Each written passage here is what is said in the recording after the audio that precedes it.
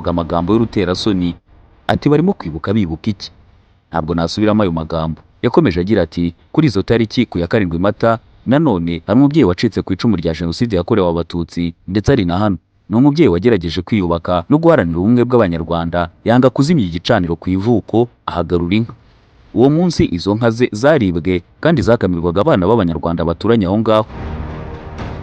Yakomeje agira ati biragaragara ko tugifite urugendo rurerure mu kurwanya ingengabitekerezo ya Jenoside. Manirarora yakomeje avuga ko hakiri ikibazo cy'imibiri y'abishwe muri Jenoside yakorewe Abatutsi ikiboneka mu bihe byo kwibuka, ikaboneka hubakwa ibikorwa remezo cyangwa gucukura imirwanyasuri, kandi hari ababizi binubiye. Ndetse yakomeje avuga ko hari indi mibiri yashyinguwe yabonetse muri ubwo buryo nyuma y'imyaka 32.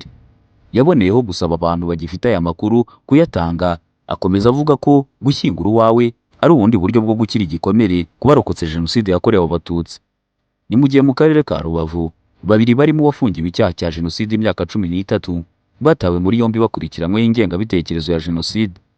Abantu babiri bo mu karere ka Rubavu barimo umwe w'imyaka 62 wigeze gufungirwa icyaha cya Jenoside yakorewe Abatutsi akamara imyaka 13 muri gereza, batawe muri yombi bakurikiranyweho ingengabitekerezo ya Jenoside. Umwe yatawe muri yombi ku ya 9 Mata 2026 mu masaha y'igitondo akekwaho kubwira uwarokotse Jenoside w'imyaka 42 ko yamutemagura akamuterera muri parafo y'inzu nk'uko abandi yabishe akaba ariho abajugunya. Amakuru dukesha ikinyamakuru Igihe nuko undi wafunzwe ari umusaza w'imyaka 72 wo mu murenge wa Nyundo akagari ka Mukondo, wafunzwe tariki ya 7 Mata 2026. Yafunzwe nyuma yo kumva ikiganiro cyatanzwe maze akavuga ko utanze inyunganizi ku kiganiro warokotse Jenoside yakorewe Abatutsi w'imyaka 67 ibyo ari kuvuga atakagombye ko bari kubivuga kuko ngo nawe yishe Abahutu benshi muri Mukondo.